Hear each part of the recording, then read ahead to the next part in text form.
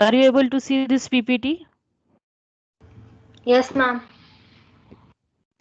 Okay, so we have seen two type. There are two data types in C language: primary data types and derived data types. Okay, in primary data types, character, integer, float, and void is there. Okay, and in derived data types, we have studied array. Second, we have studied pointer. Now this is third derived data type: structure, union, and enumeration. So there are total five derived data types. Okay, so already we have studied array. What is array? Array is a collection of similar data type. Similar data type means what? If I am going to make a array, that array can be of only character, or that array can be of only integer. Okay, that array can be of only float. We cannot combine one float, one character, one integer, okay, like this way, or what two strings combinedly. We cannot combine all these things in a array, because array is a collection of similar data type. Okay, array is also derived data type. Okay, derived data types are designed from your primary data types. जो आपके primary data types है, character, integer, float and void, these are the primary data types. Primary data types use करके ही derived data types बनाए जाते हैं. Okay, so this derived data types में array जो है, हमने already array study किया है. integer का array बनाया तो integer ही save कर सकते, उसके अंदर float नहीं save कर सकते. Okay, but when I want to save a data, okay, when I want to save a related data to each other, related data to each other means suppose मुझे student का information save करना है. Okay, so student का information save करने के बाद I am not going to check what is its roll number का array check करो, फिर उसके नाम का array check करो, फिर उसका परसेंटेज कितना है उसका array check करो, उसके एड्रेस का array check करो. ऐसे अलग अलग array नहीं बना सकते. ओके, तो हम क्या करेंगे, एक स्टूडेंट के बारे में अगर मुझे इंफॉर्मेशन चाहिए तो I need this four things. Okay, क्या फोर थिंग्स चाहिए? What is the name of a student, what is its identification number और roll number, what is its percentage, और what is its division. Okay, what is its previous results. ऐसे ही student का अगर हम कुछ भी नाम डालते हैं तो हमें उसकी बाकी सारी इंफॉर्मेशन मिलनी चाहिए. अगर मुझे डेटा बनाना है तो एक स्टूडेंट के लिए मुझे स्टूडेंट का नाम सेव करना है तो मुझे एक वेरिएबल लगेगा कैरेक्टर. ओके, दूसरा, अगर मुझे स्टूडेंट का रोल नंबर सेव करना है तो उसे उसके लिए मुझे एक वेरिएबल लगेगा इंटीजर. तीसरा, अगर स्टूडेंट का मुझे डिवीजन सेव करना है तो उसके लिए मुझे और एक इंटीजर लगेगा कैरेक्टर, सॉरी, और एक वेरिएबल लगेगा कैरेक्टर. ओके, स्टूडेंट का परसेंटेज सेव करना है तो मुझे सेमिस्टर वन, सेमिस्टर टू जितना भी है, एक सेमिस्टर का अगर एक परसेंटेज सेव करना है तो उसके लिए मुझे एक वेरिएबल लगेगा फ्लोट. ओके, तो एक स्टूडेंट की इंफॉर्मेशन मुझे चाहिए तो उसके रिलेटेड मुझे एटलीस्ट तीन चार वेरिएबल्स चाहिए. ओके, कि उसका नाम सेव करना है तो मुझे एक स्ट्रिंग लगेगी, उसका रोल नंबर सेव करना है तो एक इंटीजर लगेगा, एक परसेंटेज सेव करना है तो फ्लोट लगेगा. तो एक स्टूडेंट के लिए अगर मैं कंसिडर करती हूँ तो एक स्टूडेंट के लिए मुझे तीन वेरिएबल्स की जरूरत है. ओके, अगर एक स्टूडेंट के लिए मुझे तीन वेरिएबल्स की जरूरत है, ऐसे मेरे पास 60 स्टूडेंट्स हैं, तो मुझे कितने वेरिएबल्स लगेंगे? ओके, कितने वेरिएबल्स लगेंगे? 60 into 3. Okay, 60 into 3, so it is 180 variables I required. Is it possible to declare all these 180 variables in one program? Okay, एक प्रोग्राम में डिक्लेयर कर सकते हैं क्या? नहीं कर सकते. कर भी सकते हैं पर हर बार हमें अलग नाम देना पड़ेगा, फिर हर बार हमें एक्सेस करते समय वो अलग नाम से एक्सेस करना पड़ेगा. सो it is not a smart work. Okay, it is not a smart work. वैसे भी हम प्रोग्राम कर सकते हैं, मुझे 60 स्टूडेंट का चाहिए, but it is related to one division if I say for 60 students. But if I say for one college और 1000 students are there, then again it is very difficult. I need 3000 variables in that case, क्योंकि हर एक student के लिए मुझे तीन variable की जरूरत है. Okay, so when we want such kind of related data to be saved, and when we want to access with one parameter we are able to access all this. अगर मुझे student one का data चाहिए तो मुझे उसके सारे parameters दिखाई देने चाहिए, ओके। और सारे पैरामीटर्स मुझे प्रॉपरली एक्सेस करते आने चाहिए instead of declaring all this large number of variables, okay, instead of declaring this large number of variables. मतलब अगर मुझे जितने नंबर ऑफ स्टूडेंट्स चाहिए उतने नंबर ऑफ स्टूडेंट्स के लिए, हर एक स्टूडेंट के लिए अगर मैं 3 वेरिएबल डिक्लेयर करती हूँ तो उतने वेरिएबल डिक्लेयर करना पॉसिबल नहीं है, नॉट पॉसिबल। अगर मेरे पास 1000 2000 स्टूडेंट्स है तो 3000 कितने 1000 स्टूडेंट्स है तो 3000 वेरिएबल्स हो जाते हैं, okay. So it is not possible to declare in one program, okay, for simple program. So when we want to store a data, okay, when we want to store a data, okay, which is of different type, okay, different type का data है, एक integer है, एक float है, एक character है, combination है, नहीं तो दो फ्लोट हो सकते हैं, 3 इंटीजर हो सकते हैं, जैसे रिक्वायर्ड है वैसे डिफरेंट डेटा टाइप्स का मुझे कलेक्शन चाहिए, and that I required for large number of variables, okay, large number in quantity. So उस टाइम पे हम क्या करते हैं, for that purpose we are going to declare a structure, okay. हम क्या करते हैं, एक स्ट्रक्चर डिक्लेयर करते हैं।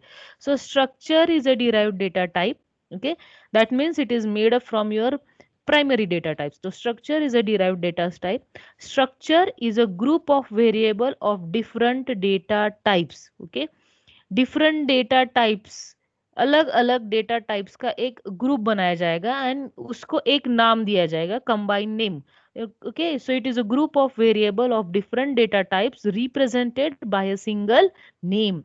So structure allow us to combine data items of different kinds or different types, जैसे one character, one integer, one float or two float, three character, any different data types and any number of data types we can combine in a one structure, okay.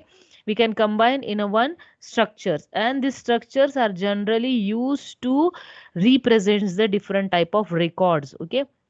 For example, in a library I need to maintain a record, okay. What I need to maintain a record about the books, what is the name of a book, what is the version of a book, who is the author of a book, okay, the book is used for which branch, okay. Like this way I need all these things, and when I go to my data I should able to search and I should able to get the information of any book properly, okay. This is one example. Or if I go to the company, so first is employee, what is the employee date of birth, what is the employee name, what is the employee salary, okay, what is the employee ID. So these are the different data types, okay. So if I want to save its date of birth I need a integer, then if I want to save its salary it can be a float, okay. Then I want to save its name and address, so it can be a string, okay. Its employee id can be a string or can be a integer. So I required for one employee I required 4 to 5 different data types, okay. एक employ के लिए हमें अलग अलग 4 to 5 data types चाहिए. So in that case, to maintain a record of suppose 100 employees, so 100 employee, हर एक employ के लिए मुझे 4 वेरिएबल लगते हैं, तो 100 एम्प्लॉय के लिए 400 वेरिएबल्स लगेंगे. So no need of this 400 variables. What we can do? We can make one structure. Okay, we can make one structure, and for every employee we apply it. Okay, so for we take an example of a student. Okay, student का नाम, student का ID and student का percentage, ये 3 चीजें हमें चाहिए. And I want to make a database of suppose 100 students. So 100 into 300, इतने variable declare करने की जरूरत नहीं है. We'll make one structure and we call this structure, or we define this structure for various variables, okay. So structures are generally used for represent a record, okay. Now how to create a structure?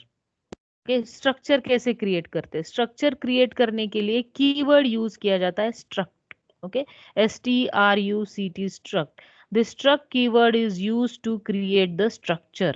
The struct keyword is used to create the structure.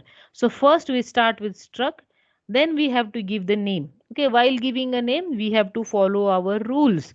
That is, name should be started with alphanumeric, okay. Sorry, name should be started with only alphabets or underscore, okay. It should have a combination of alphanumeric, that means alphabet and numericals, and we can use only uh, we can use only two special characters, that is underscore and dollar. Same rule that we are using for defining, same rule that we are using for defining a variable, same rule we are using here for defining the name of a structure. And then data type, पहला data type उसका नाम, दूसरा data type, तीसरा data type. Suppose पहला data type है name, तो name मतलब string रहेगा, तो हम क्या करेंगे, character name 20, ये हो गया मेरा पहला data type. दूसरा data type ID, so integer ID. तीसरा data type percentage, so float percentage. ऐसे हम यहाँ पे डिक्लेयर करेंगे. ठीक है. Mute your mic.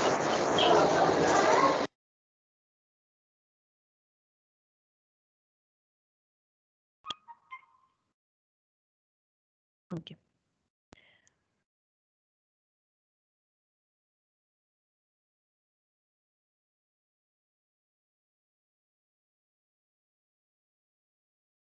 One second.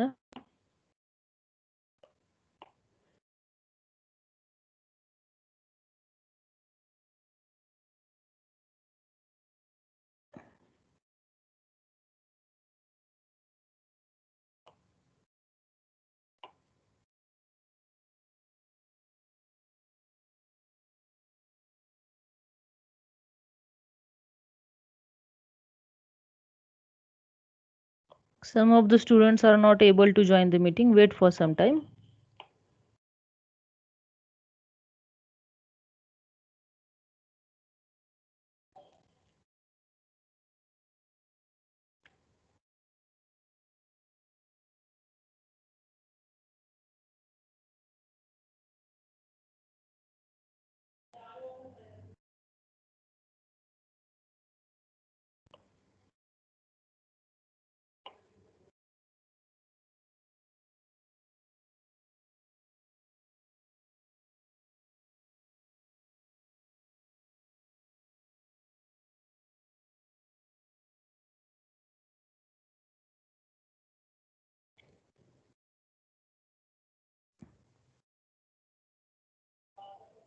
Wait for a minute.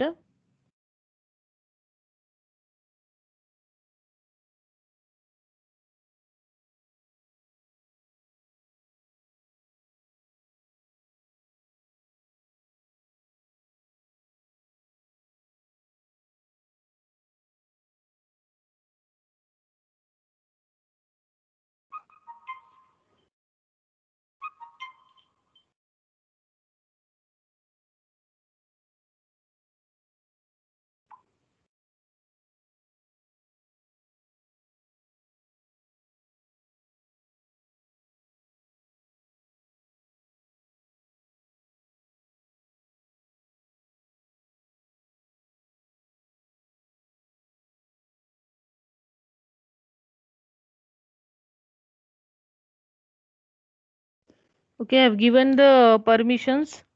Those who are in waiting, they can join the meeting now. Okay. So where we are you able to see the PPT?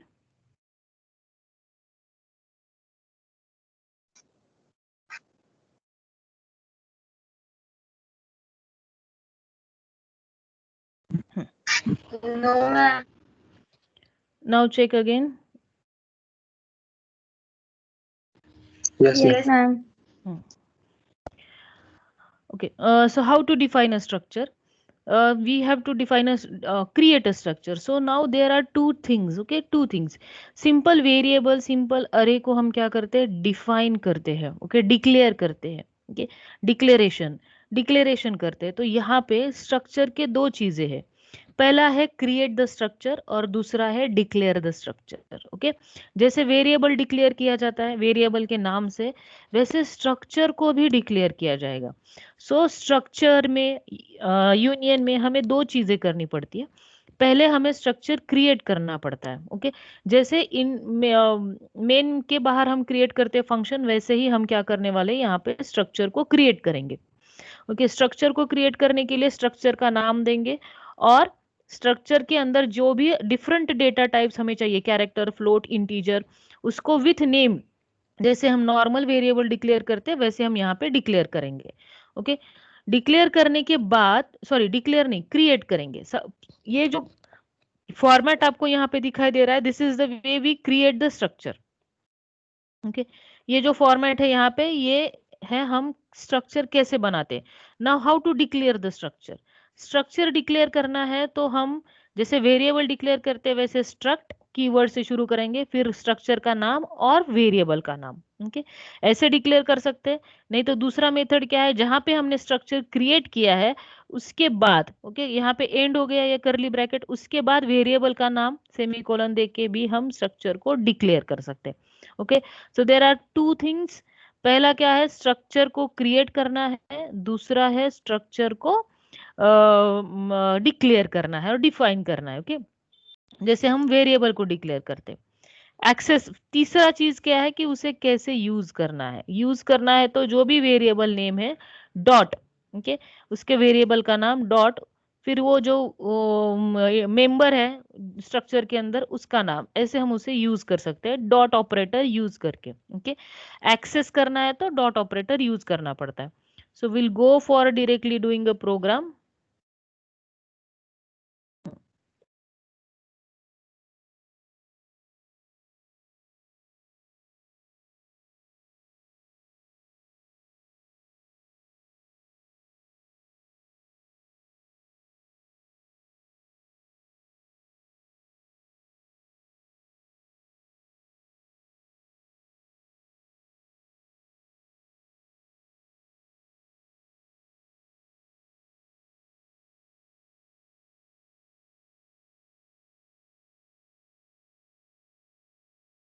अभी हम यहाँ पे क्या करने वाले, generally we are using only two libraries ना।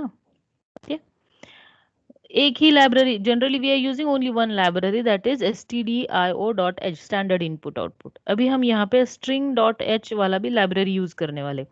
This library we are going to study in detailed because we have one practical on this string operation. Okay, अभी हम यहाँ पे ये string.h लाइब्रेरी यूज करने वाले हैं क्योंकि इस लाइब्रेरी के अंदर का एक फंक्शन हम यूज करने वाले। ठीक है, इस लाइब्रेरी के अंदर का हम एक फंक्शन यूज करने वाले। पहले हम क्या करते हैं थे, एक ही लाइब्रेरी यूज करते थे। Line number 1 that is standard input output dot H, and second I have included string dot H because string dot H का एक string related function we are going to use. Now this is struct. We have started with keyword struct. Name of a structure is student. Okay, नाम क्या दिया है मैंने, student. Now in a curly bracket, member 1, पहला member क्या है, integer, integer its id.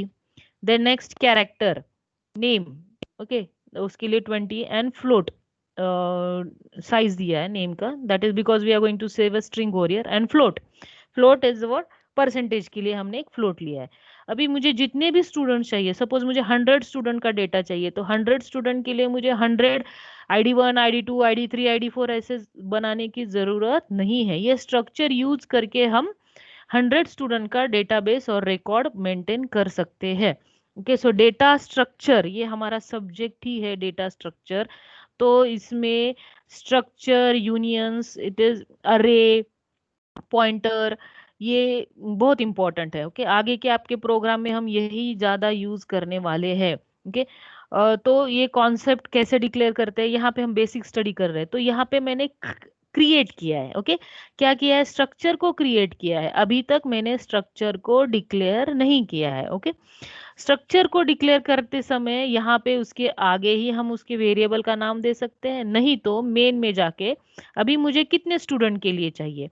Okay, so what I can do, यहाँ पे अभी मेन में मैं जैसे वेरिएबल डिक्लेयर करते हैं यहाँ पे डिक्लेयर कर रही हूँ, और ये लाइन नंबर 4 से लेके लाइन नंबर 9 तक है। इसे बोला जाता है the how the structure is created. यहाँ पे स्ट्रक्चर क्रिएट हुआ है।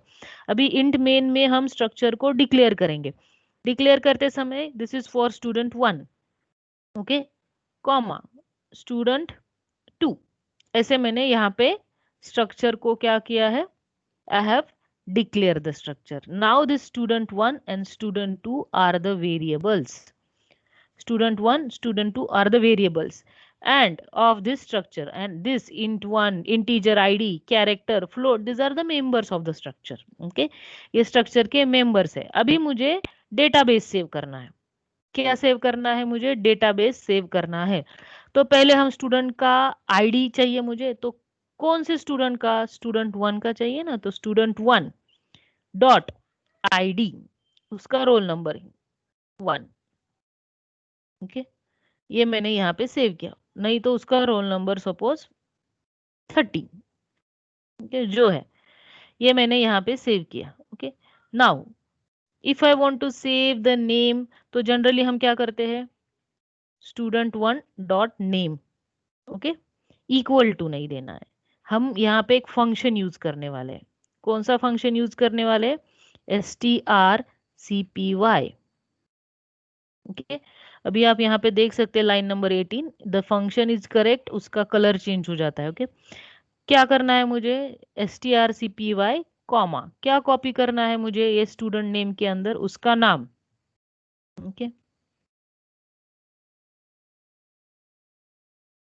नॉर्मली हम कैसे करते हैं? Name equal to double quote के और उसका नाम. ओके, सपोज यहाँ पे मैंने राजू दिया है. सो वो हम नॉर्मली, हमारा नॉर्मली ऑपरेशन कैसे रहता है, पर यहाँ पे नहीं होने वाला है.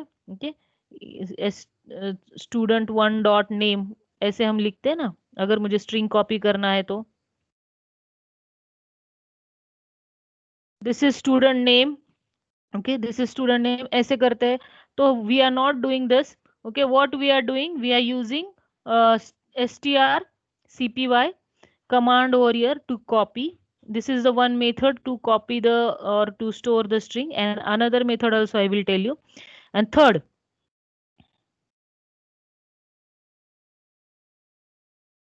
third is student one dot percentage. Okay, so what I will do, I will make it small. I will write only per. Okay, student one dot per equal to, this is the structure we have created. Okay, this is the structure we have created, and in this way we have stored the data into the structure. Okay, how it is created, we'll check. Okay, we'll check into the visualizer.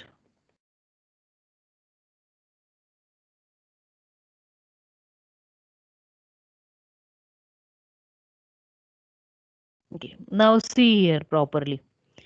Here I declare in main line number 15, I declare two variables, student 1, student 2. This is the declaration. So here the two structures are created. Like this way in a database it is created. Okay, उसका integer, फिर नाम के लिए एक array create हुआ, percentage, integer, array and percentage. Okay, and this is the way it is created. But here I have used only one. Okay, मैंने एक ही use किया है. So next it will go to the student one id. Okay, so यहाँ पे student one id 30 हो गया save. Next name and next percentage. Okay, like this way it is saved.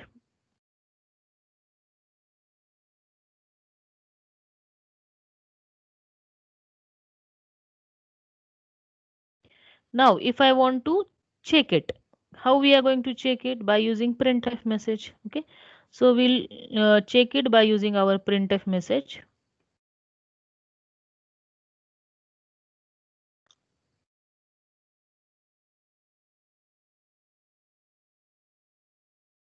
सो यहाँ पे मेरा है per, मैंने उसको स्मॉल कर दिया है. So same way, instead of using, now what id is, what it's integer, so I have used here percentage d, and what I have used student one dot id. Okay, so जो भी आपने यहाँ पे, this is a student is a name of a structure. Student क्या है? Name of a structure. We are not using the student. हमने यहाँ पे declare करते समय ये variable दिए है std, student one, student two ऐसे नाम दिए है. आप अलग भी नाम दे सकते हैं. वेरिएबल का नाम देने के लिए जो रूल फॉलो करने पड़ते हैं वो रूल फॉलो करने पड़ेंगे. ठीक है, and will print this. Okay, and will print this.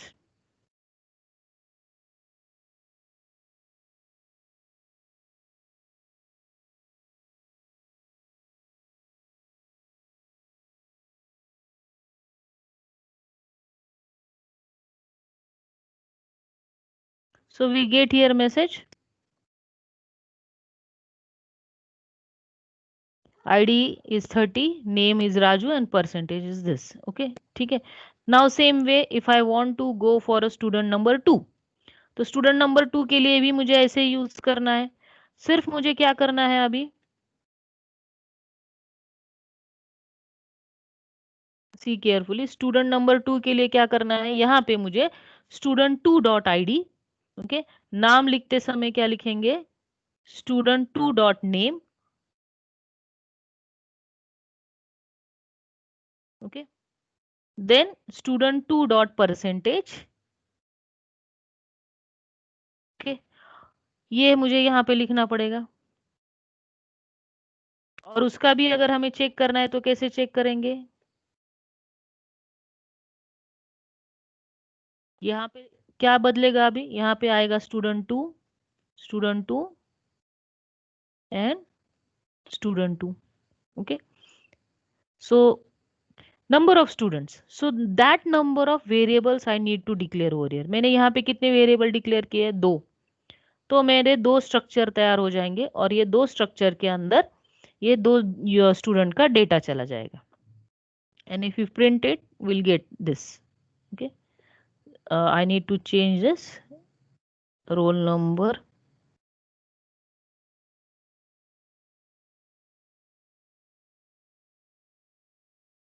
Okay, so here we get this data. So we are not declaring.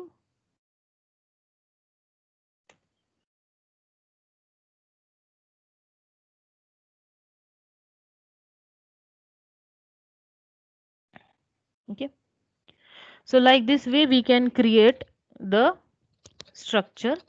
Now जैसे वेरिएबल हम डिक्लेयर करते समय क्या करते हैं कि मैंने यहाँ पे ये वेरिएबल डिक्लेयर किया है student 1 student 2 and this is empty. Okay, and for this student 1 now here I put the data.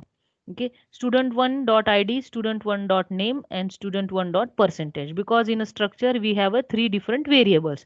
So structure is a derived data type which is a combination of different data types. ये तीनों different data types का combination बना के हमने यहाँ पे एक structure बनाया है, यहाँ पे create किया है. Okay, line number 4 to 9 is create a structure. Then I have declared the structure and in this structure I have a 2 variables student 1 student 2. जैसे मेरा एक वेरिएबल डिक्लेयर करते समय जैसे मैंने इंटीजर डिक्लेयर किया, तो कैसे, एक इंटीजर ए ऐसे भी कर सकते हैं, सपोज इंटीजर ए. और एक मेथड है integer B equal to 5. That means empty integer and integer with some value. Okay, एक है empty integer, second is integer with some value. There are two ways. So वैसे ही structure का है, ये पहले क्या हो गया मेरा structure, ये हो गया मेरा, this is empty structure and here I put the value into this. Okay, student 1 student 2 these are the empty structures and here we put the value into this structure. हमने यहाँ पे value डाले हैं and here in a printf we access that value. Okay, printf में हमने क्या किया है, वो value access किया है. Now what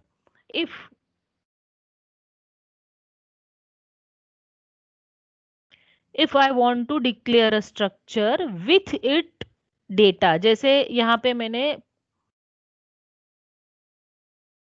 b integer b लिया है, वेरिएबल विथ वैल्यू लिया है, वैसे ही मुझे अभी तीनों के तीनों वैल्यू डाल के ही मुझे स्ट्रक्चर डिक्लेयर करना है. तो कैसे डिक्लेयर कर सकते हैं,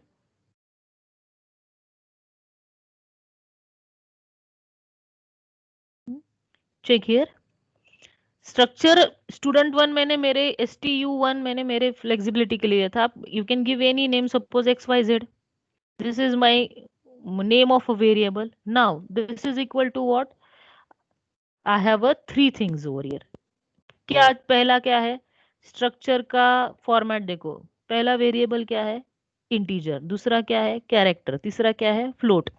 सो पहले में क्या आएगा, roll number. Okay, so roll number देना है और आईडी नंबर देना है, नेम देना है और उसके परसेंटेज देने हैं. Okay, so what we will do, comma separated value we give. Okay, so roll number 45 comma name Meera comma percentage 92.45. Like this way also we are able to create this structure. Okay, and we can check okay, we can check how it will display. So check करने के लिए अभी structure का नाम क्या है? Okay, what is the variable name? Structure का नाम है student, but variable name is X Y Z. So X Y Z का मुझे आईडी चेक करना है, तो मुझे यहाँ पे देखने के लिए क्या लिखना पड़ेगा? X Y Z dot I D, then X Y Z dot name, and third xyz dot percentage. Like this way we can access. So this is what we declare a variable of a structure with its values. Okay, with its values, with its data. Okay, so we are able to see this third. हो गया. This is what the variable name is xyz, and the xyz dot id, xyz dot name, xyz dot percentage. So if you want to access the member of a structure, we access with dot operator. क्या use किया जाता है? Dot operator. Okay, so you have to remember these things. Now how to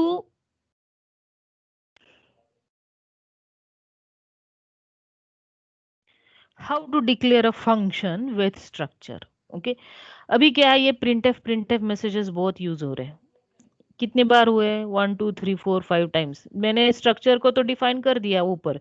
okay, मुझे हर बार इसकी variables declare करने की जरूरत नहीं है. अभी मुझे किसी फंक्शन में वो स्ट्रक्चर को पास करना है. किसी फंक्शन में तो हम क्या करते हैं? एक प्रिंट का फंक्शन लिखते हैं. ओके, ये हमारा जो प्रिंट है ना, इसका हम फंक्शन लिखते हैं.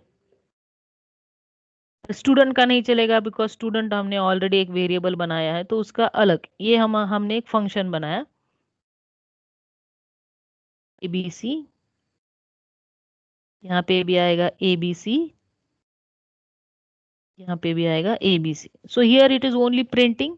ये फंक्शन जो है, ये फंक्शन में कुछ रिटर्न वैल्यू नहीं आ रहा है, तो ये क्या हो रहा है? प्रिंट हो रहा है. तो फंक्शन को कैसे डिक्लेयर करते हैं? Return type. रिटर्न कुछ नहीं है तो void. Okay, now function name. Function name what I will give? Print. Print F मत दो, प्रिंट एफ फंक्शन है हमारा. ओके, और I will give my print. Okay, और इसको क्या पास करना है? इसको मुझे पास करना है स्ट्रक्चर स्टूडेंट. क्या पास करना है? इसको मुझे पास करना है स्ट्रक्चर स्टूडेंट, और उसका नाम क्या है? ABC. So this what ever name you will give, it will be like this. Okay, एक वेरिएबल हमें यहाँ पे लिखना पड़ता है, और उसी वेरिएबल्स के यहाँ पे आएंगे. सो जो भी आप स्ट्रक्चर, जैसे स्टूडेंट वन पास किया, तो student one get copied with ABC, और यहाँ पे चला जाएगा वो. ओके, सो अभी यहाँ पे मैंने फंक्शन किया है, तो मुझे यहाँ पे ये प्रिंटफ मैसेजेस की जरूरत नहीं है. हम प्रिंटफ के लिए क्या करेंगे? किसको कॉल करेंगे? ये सारे प्रिंटफ मैसेजेस मैं निकाल देती हूँ, क्योंकि फंक्शन क्या करता है? Function is repeated number of instructions. बार बार लिखने की जरूरत नहीं है. तो ये मेरे तीन तीन तीन इंस्ट्रक्शंस थे. कितनी बार लिखे थे मैंने? So I required 12 statement, because for 3 students. Number of student ज्यादा रहेंगे तो बहुत हो सकते हैं, तो उसके लिए मैंने एक फंक्शन बनाया. और ये फंक्शन को अगर मुझे स्ट्रक्चर पास करना है, तो like this way we passed. Okay, we pass a structure as a parameter of a function. Structure को कैसे पास कर रहे हैं? As a parameter of a function हम पास कर रहे हैं. ठीक है, सो हियर मुझे फंक्शन को कॉल करना है. अभी फंक्शन को कॉल करना है, तो फंक्शन का नाम से कॉल किया जाता है. So what is the name of a function? The name of a function is my print. Okay, the name of a function is my print. So मुझे पहले स्टूडेंट की इंफॉर्मेशन चाहिए, माई प्रिंट. और यहाँ पे हम लिखेंगे स्टूडेंट वन. यहाँ पे हमारा पहला ये हो जाएगा. यहाँ पे मैंने फर्स्ट टाइम कॉल किया है. ओके, सो फर्स्ट स्टूडेंट क्या है? Student 1 information is ID 30, Raju, and percentage. Now same way I want it for student 2. So function myPrint हम यहाँ पे कॉल करेंगे, और इसको किसको पास करेंगे? Variable student 2. और थर्ड के लिए भी मुझे चाहिए. So again I will call the function myPrint, और यहाँ पे अंदर क्या आएगा? XYZ.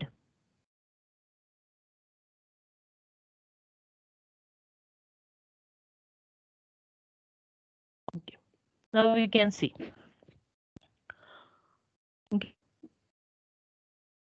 So by using a function in a main program we can reduce the number of statement. पहले मुझे 12 स्टेटमेंट लगते थे, सब हर बार मुझे वो प्रिंट एफ लिखना पड़ता था। फिर एक अगर मुझे 12 टाइम्स लिखना है और कभी मेरा सपोज सिंटैक्स एरर हो गया तो उतने सिंटैक्स एरर हमें चेक करने पड़ते हैं। बट फंक्शन यूज करेंगे तो it is easy. Okay, and there are two ways to declare the structure. ये पहला वे है, here it will create a empty structure, और ये दूसरा वे है, this is a structure with data. Okay,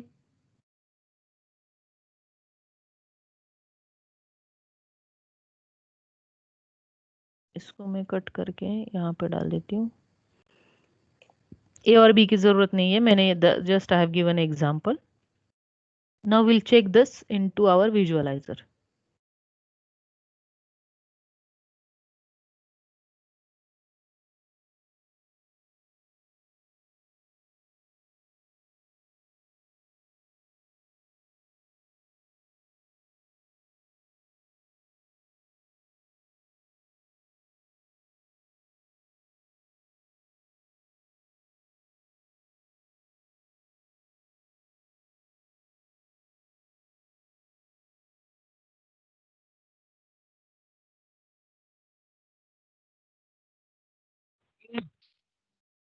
Now you can see here it has created this student1 student2 xyz. So when it will run this line, okay, जो line है यहाँ पे, line number कहाँ पे आ गया, यहाँ पे 23 रन हो जाएगा तो एक्स वाई जेड में ऑलरेडी डेटा आ जाएगा। Okay,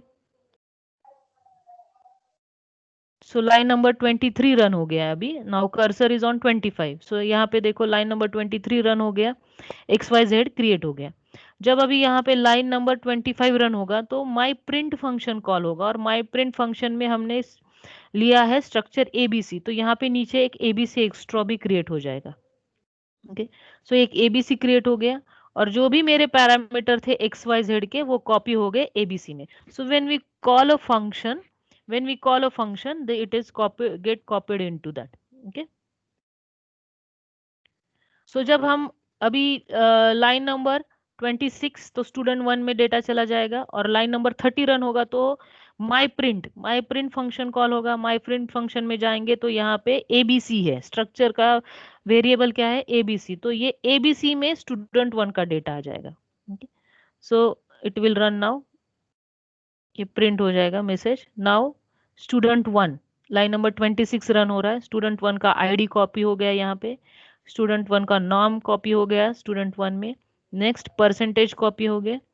now my print call करेंगे, सो एबीसी में चला जाएगा and that get copied here. Okay, now आप यहाँ पे देखो स्टूडेंट 1 का जो भी है वो कहाँ पे चला गया, ABC, that we passed. Okay, and this going to be print. Next again student 2 information, तो स्टूडेंट 2 के स्ट्रक्चर में चला जाएगा।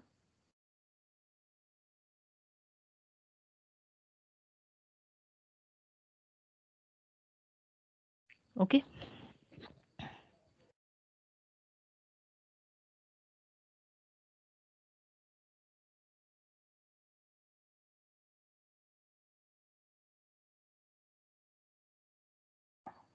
okay, so here what we have did, now what I will do, student 2 का निकाल देते हैं,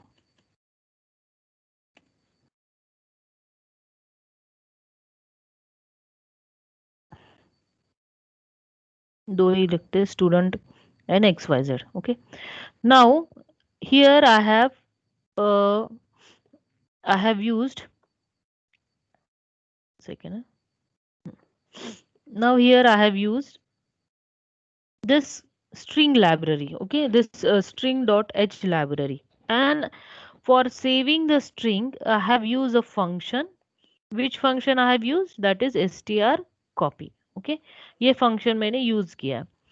स्ट्रिंग डेटा सेव करने के लिए हम यहाँ पे पॉइंटर भी यूज कर सकते हैं। So there is one more method. Okay, और एक मेथड है, क्या मेथड है, यहाँ पे स्ट्रिंग नेम ये डिक्लेयर करने की जगह पे यहाँ पे string star name, that means we are declaring a pointer over here. हम क्या डिक्लेयर कर रहे हैं यहाँ पे, पॉइंटर डिक्लेयर कर रहे हैं। ओके, सो यहाँ पे ये स्ट्रिंग डॉट एच की अभी मुझे जरूरत नहीं है, because I am not going to use a function. ये स्ट्रिंग डॉट एच लाइब्रेरी किसके लिए यूज किया था मैंने, ये strcpy ये फंक्शन के लिए यूज किया था। ओके, हम वो रन करके देखते हैं। पहले मैं क्या करती हूँ, आई विल अनडू दिस। हम क्या करते हैं, ये स्ट्रिंग डॉट एच निकालते, ये वैसे ही रखते character name, and will run this, will get a error. Okay, so यहाँ पे ऑनलाइन डिबगर है तो ऑलरेडी ले रहा है, तो ये वो हमें यहाँ पे एरर आता है। किसके लिए एरर आता है, str कॉपी के लिए। अगर मुझे str कॉपी फंक्शन यूज नहीं करना है, str कॉपी फंक्शन यूज नहीं करना है, तो इंस्टेड ऑफ डिक्लेयरिंग अरे ऑफ कैरेक्टर, स्ट्रिंग सेव करने के लिए हमने नेम 20 दैट इज अरे ऑफ कैरेक्टर यूज किया था, तो हम क्या करेंगे, पॉइंटर यूज करेंगे। ओके, और यहाँ पे str कॉपी जो मैंने लिखा है line number 28, line number 28 properly देखो, यहाँ पे स्टूडेंट नेम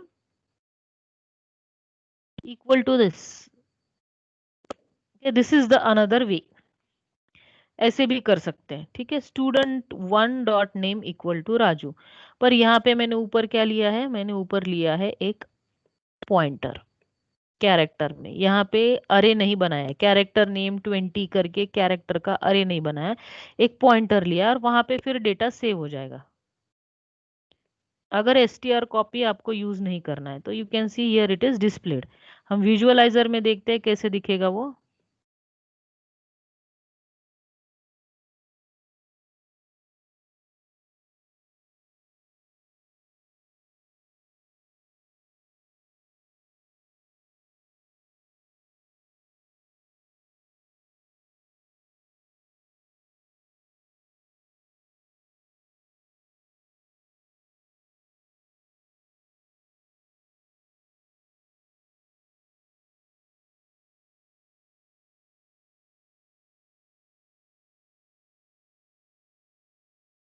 ओके, सो हमने यहाँ पे what I have did make a changes in a structure while declaring a array of characters for storing the string।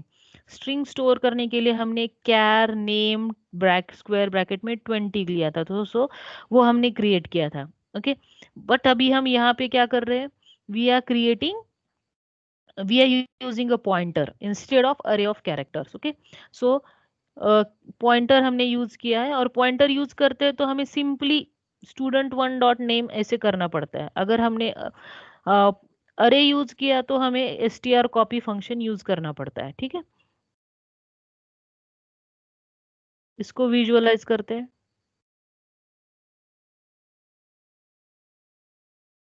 Now you can see here it is showing student name pointer, it is showing xyz pointer। Okay, so ये जो second है यहाँ पे pointer दिखाई दे रहा है।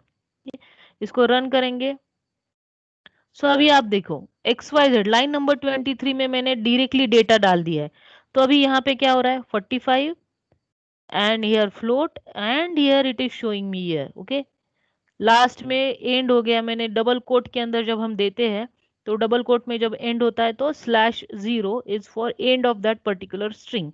So it goes or it points to the pointer, it creates a new pointer। Now when I put the data into the student one, ये तो 23 will be put into the xyz। next student one में data जाएगा तो ये my print हो गया, it is printing। ऊपर यहाँ पे बॉक्स में देखो वो मैसेज मैंने फंक्शन कॉल किया था my print।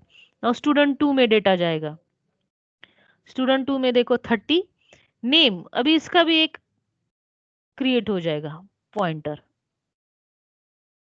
And float. Okay, so name के लिए ये पॉइंटर क्रिएट होके वहां पे सेव हो गया, और यहाँ पे एक पॉइंटर क्रिएट होके वो उस मेमोरी लोकेशंस में वहां पे सेव हो गया। ओके, सो स्ट्रिंग डेटा अगर हमें स्ट्रक्चर में यूज करना है तो two methods are there, we can create a array of characters to save the string, or we can create one pointer। Okay, now in a pointer there is no restrictions, but if we create a array of characters and we are going to save into that, we have to use a strcpy function for that, and second thing, हमें restrictions रहेंगे कि मैंने 20 का लिया है अरे, तो मुझे 20 ही सेव करने पड़ेंगे, उससे ज़्यादा हम सेव नहीं कर सकते। बट अरे में अगर हम पॉइंटर डिक्लेयर करते हैं तो there is no limit, double quote के अंदर जितने नंबर ऑफ कैरेक्टर्स है that can be saved. Okay, so this is another method to save the name और टू स्ट्रिंग। स्ट्रिंग को अगर मुझे स्ट्रक्चर में सेव करना है तो this is the another method. एक तो है नेम 20 बोल के हमने किया था अरे ऑफ कैरेक्टर, और सेकंड है पॉइंटर यूज करके। Okay, so thoroughly study this. Okay, structure is very important, and if your concept of structure is clear, then only we can go for a union, because it look like same while declaring, while calling. Okay, it look like same, but there are major difference, and वो difference समझ में आने के लिए आपको normally structure कैसे declare करते हैं वो समझ में आना बहुत जरूरी है। ओके,